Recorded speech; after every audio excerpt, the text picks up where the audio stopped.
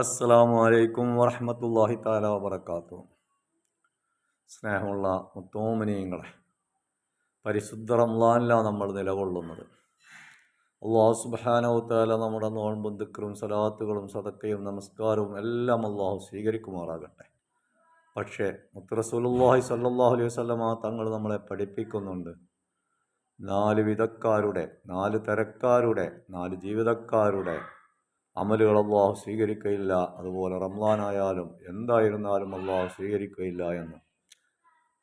അതേതെന്ന് നമ്മൾ മനസ്സിലാക്കി ജീവിക്കുമ്പോഴാണ് അല്ലാഹു നമ്മുടെ അമലുകൾ അല്ലാഹു സ്വീകരിക്കുക. അല്ലാഹു നമ്മുടെ അമലുകൾ സ്വീകരിക്കണമെങ്കിൽ ഒന്നാമതായി മുത്ത് റസൂലുള്ളാഹി സ്വല്ലല്ലാഹു അലൈഹി വസല്ലമ തങ്ങൾ പറയുന്നു, മാതാപിതാക്കളെ സ്നേഹിക്കുകയും ബഹുമാനിക്കുകയും ആദരിക്കുകയും ചെയ്യാത്ത കാലത്തോളം നിങ്ങളൊരു ഇബാദത്തും അല്ലാഹു സുബ്ഹാനഹു വ തആല സ്വീകരിക്കുകയില്ല എന്ന്.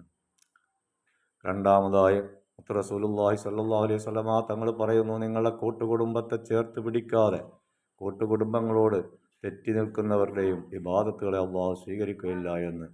മൂന്നാമതായി അല്ലാഹു പറയുന്നു, നിങ്ങൾ പരസ്പരം വിദ്വേഷം വെച്ചുകൊണ്ട് ശത്രുത പുലർത്തിക്കൊണ്ട് ജീവിക്കുന്നവരുടെയും ഇബാദത്തുകൾ അല്ലാഹു സ്വീകരിക്കുകയില്ല എന്ന്. നാലാമത് അല്ലാഹു പറയുന്നു, നിങ്ങൾ പരസ്പരം തെറ്റിദ്ധാരണകൾ കൂടി മറ്റുള്ളവരെ കുറ്റം പറയുന്ന ആ കോലത്തിൽ ജീവിച്ചാലും അല്ലാഹു സുബ്ഹാനഹു തആല നിങ്ങളുടെ ഇബാദത്തുകളെ സ്വീകരിക്കുകയില്ല എന്ന്.